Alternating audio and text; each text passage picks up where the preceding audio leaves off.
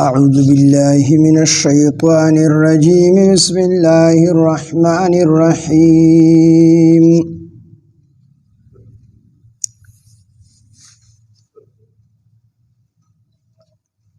الله لا إله إلا هو له الأسماء الحسنى وهل أتاك حديث موسى إذ رأى نارا فقال لأهلهم كثوا إني آنست نارا لعلي آتيكم منها بقبس أو أجد على النار هدى فلما أتاها نودي يا موسى إني أنا ربك فاخلعن عليك إنك بالوادي المقدس طوى صدق الله العظيم رب اشرح لي صدري ويسر لي أمري واحلل عقدة من لساني يفقه قولي رب زدني علما سبحانك لا علم لنا إلا ما علمتنا إنك أنت العليم الحكيم سورة طه شپاڑسم سپارہ آیات نمبر 8 اللہ لا الہ الا ہو لہ الاسماء الحسنى اللہ لا الہ اللہ تعالی لا الہ نشتد بالمعبود الا ہو سوا دہغا لہ الاسماء الحسنى او دہغا دا پر خکل نمون دی وهل اتاک حدیث موسیٰ آیاتاتا را رسیدلی دی خبر دو حدیث و خبر موسیٰ دا موسیٰ علیہ السلام دا واقعی اصل کی دا دی آیاتونو نمخ کی آیاتونو کی دا قرآن مجید دا عظمت او دا حقی پا زمن کی دا رسول اللہ صلی اللہ علیہ وسلم تعظیم بیان شو او دا حقی نورستو دا حضرت موسیٰ علیہ السلام واقعہ بیانی کی دا دی دا پارا چې د منصب رسالت او د دعوت په ادایګۍ کې چې د مخکنی پیغمبرانو د موسی علیه السلام ته یا نور انبیاء علیهم السلام ته کم تکلیفونه رسیدلی دي نو دغه تکلیفونه نبی علیه السلام ته الله تعالی بیانی د بیانول مقصود دي چې څنګه حضرت موسی علیه السلام د تکلیفونه رسیدلی دي د نبوت توجنه او هغه برداشت کړی دي نو نبی علیه السلام تم الله تعالی فرمایي چې تم دې ته تیار اوسېږه ځکه دا د نبوت سره تړلې خبرې دي خامخا به د تکلیفونه در رسی نو څنګه چې حضرت موسی علیه السلام د خپل کلي نه د هغې نه وویستلی شو د خپل ملک نه وویستلی شو او بیا په لاره باندې چې هغه ته کم کم تکلیفونه رسېدلي دي نو دې کې هغه واقعه د موسی علیه السلام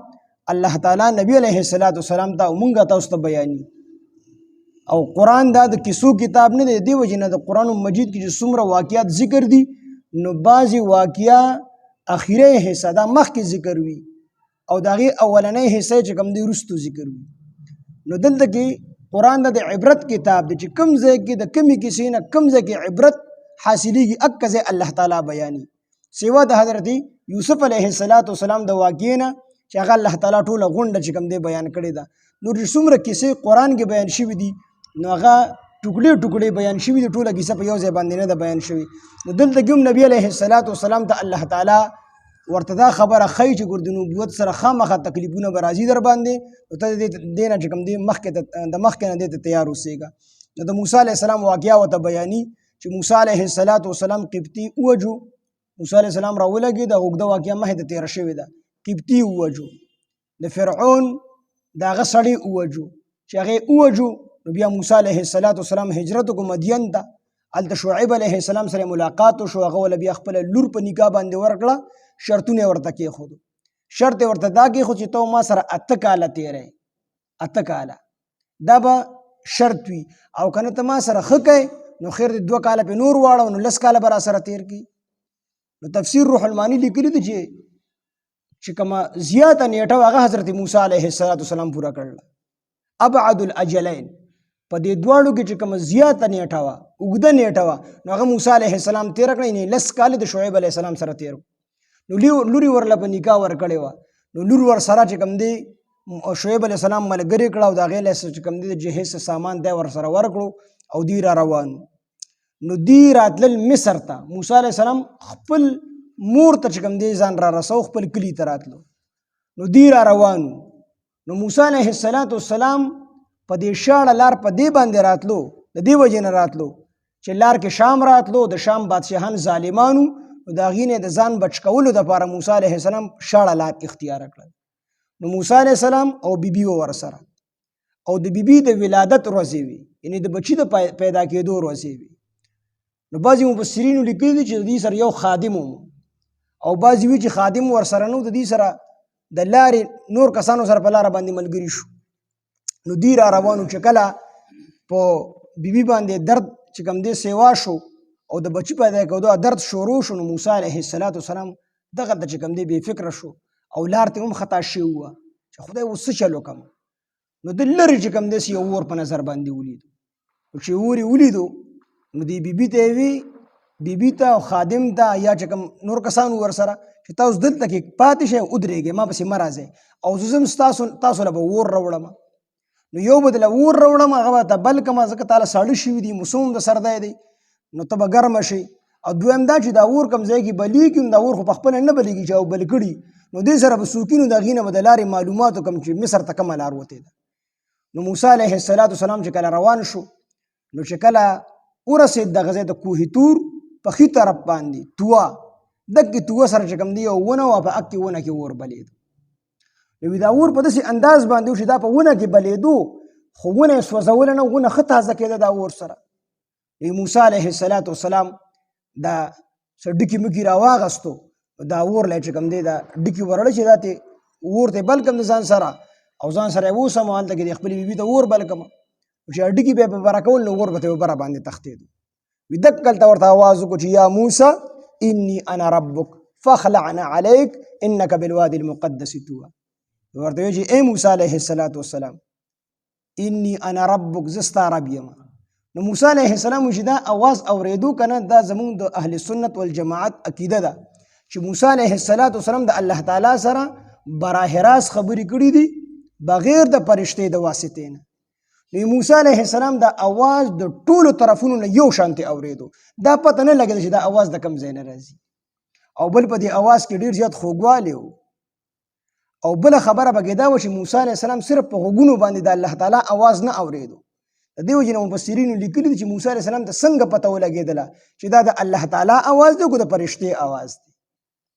نو یو ډومبۍ خبره خو دا ده چې الله تعالی د حضرت موسی علیه السلام په زړه کې دا خبره مضبوطه کړه، راسخه کړله چې دا زما اواز دی. او دویمه وجه دا وه چې دا اواز د یو سمت نه راتلو، بلکې د ټولو سمتونو نه برابر راتلو، د ښي طرف نه، د ګس طرف نه، د مخې نه، د شا نه، د لاندې نه، د برې نه، د هر طرف نه. دا پته ورته نه لګېده چې دا اواز د کوم طرف نه را روان دی. او بله دا وه چې د صرف په غوږونو نه اورېدو، د بدن په هر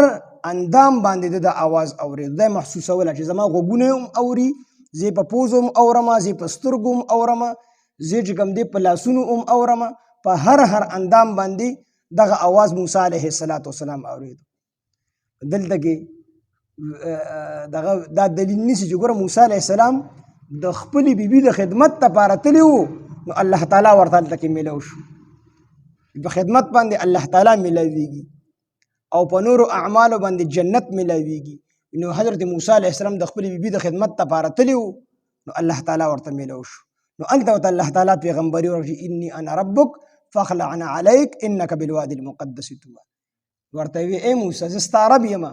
انی انا ربک فاخلعنا علیک، پاڼې دې وباسه، انک بالوادي المقدس طوى. مفسرین دلته کې یو نقطه بیان کړې ده، وی چې ګوره موسی علیه السلام په ځمکه باندې ولاړ دی او الله تعالی ورته وی چې انی انا ربک فاخلعنا علیک انک بالوادي المقدس طوى. موسی دا پاڼې دې وباسه، ځکه د طوه دا ځمکه میدان چې کوم دی، طوه دا وادي چې کوم دا ډېره مبارکه ده. نو دې په فرش ولاړ دی، الله وی پاڼې وباسه. او رسول الله مبارک صلی الله علیه وسلم چې کله الله له ملاقات له لاړو، دا خبره ورته یاده وه. دا ځکه وي نبي علیه السلام له الله تعالی، امام غزالي رحم الله غالبا چې لیکلي دي، هغه وی چې دا عقل زر حصې شي، زر حصې، نو په دې کې دا 900 حصې دا الله تعالی یوازې نبی علیه السلام له ورکړي دي. نو نبی علیه السلام خو ډېر هوښیار و، هغه ته دا خبره یاده وه وی چې کله په عرش باندې قدم کېښودو نو وي پڼې وکاږلې نو الله تعالی ورته وفرمیل چې زما محبوب پڼې مو به سره د پڼو راشه چې ما د سرور بلو شي. نو الله تعالی ورته دا پڼې دې وباسه ځکه د طوا دا وادي چې کوم دا ډېره مبارکه ده. نو هلته کې الله تعالی موسی علیه السلام ته پیغمبري ورکړله او بیا اوږده واقعه د نور او بیا سبا بیان کړي انشاءالله.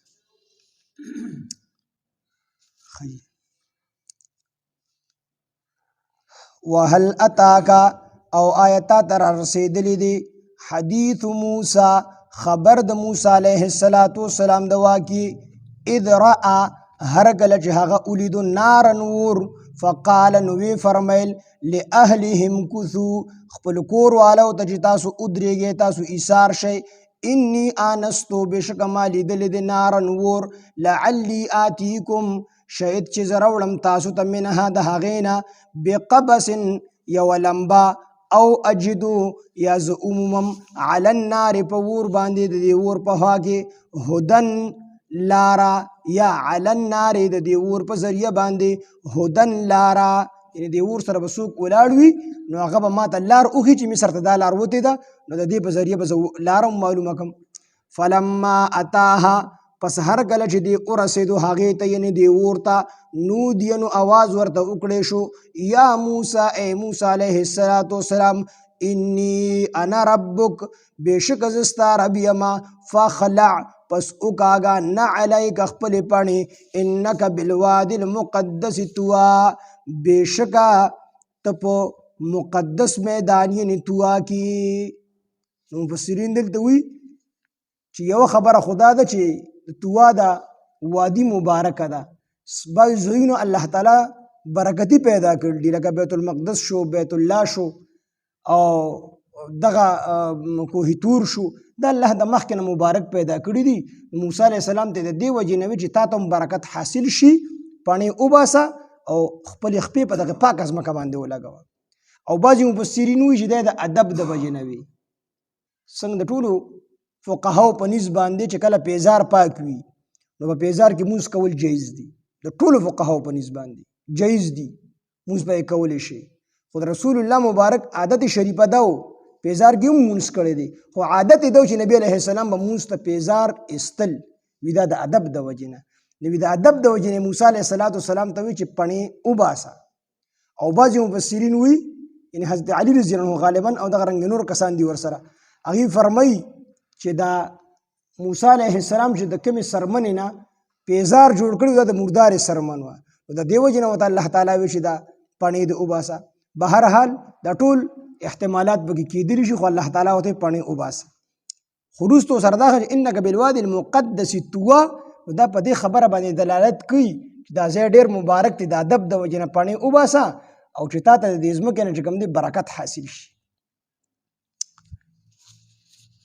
انک بېشکه بالوادي المقدس طوا انک بېشکه تو بالوادي المقدس طوا په مقدس میدان یعنې طوا کې وانا اخترتک او بېشکه ما ته خوښ کړي یې د پیغمبرۍ دپاره مې غوره کړي یې وانا اخترتک او بېشکه ما ته غوره کړي د پیغمبرۍ دپاره فاستمع پس ته ښه واوره په هغه ورسره واوره لما هغه څه یوحا چې وحي کولی شي چې تا ته کوم وحي کېږي دا په هغه ورسره واوره هغه وحي څه ده انی انا الله چې بېشکه زه الله تعالی یمه لا اله الا انا نشته د بل معبود سوا زمانه فاعبدني پس ته زما عبادت کوه واقم الصلاة او قیموه مونځ لذکري زما د یاد دپاره زما عبادت کوه مونځ قیموه زما د ان الساعة آتیة بېشکه قیامت خامخا راتلونکی دی اکاد اخفیها زه پټ ساتم دې لاره دې قیامت لاره د څه دپاره لتجزا دپاره دی چې جزا ورکم چې جزا ورکم کل نفس هر یو نفس ته بما د هغه څه تسعا چې څه هغه کړي دي کوم کوشش چې کړی دی د هغې جزا ورته ورکم بدله ورته ورکم. فلا یصدنک پس فلا یصدنک پس تا دی من نکی عنها د دینا یعنی د قیامت ته تیارینا من هغه څوک لا یؤمنو چې ایمان نه راوړي بها په دې قیامت باندې واتبع او تابعداري کی هواه د خپل خواهشاتو فتردا پس ته به هلاک شي. نو موسی علیه السلام ته خطاب کوي د پیغمبر نه خدا خبره ناممکنه ده چې پیغمبر د هغه چا تابعداري وکړي څوک چې د خپلو خواهشاتو تابعداري کوي. پیغمبر څوک نشي خطا کولی ځکه د پیغمبر تربیت براه راست الله تعالی کوي. د پیغمبران ټول معصوم دي خو دلته کې خطاب موسی علیه السلام ته دی او مراد ترې ټول امتیان دي او ټول مسلمانان دي. مونږ تاسو ته خطاب دی په اصل کې. خلک چې وی لوري وایم تا ته انګوري واورئ ته نو خطاب موسی علیه السلام ته دی خو ظاهر کې موسی علیه السلام ته دی او په حقیقت کې دا خطاب مونږ او تاسو ته دی چې ګوري تاسو څوک د قیامت ته لارې نه خطا نه کړي د قیامت تیاری نه مو څوک خطا نه کړي چې تاسو هغې ووینئ هغې په خپلو خواهشاتو پسې لګېدلي دي او د دنیا مزې چرچې کوي. تاسو وایئ چې راځه سړی قیامت خو لا لرې دی مونږ هم د دې په شان د مزې چرچې دنیا کې وکړو هلته بیا ګورو وي داسې چېرته کې ونه شي. او دویمه دا چې الله تعالی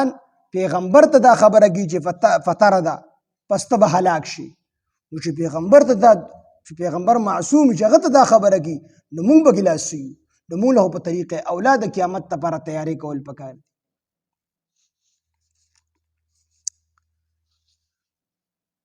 الله لا اله الا هو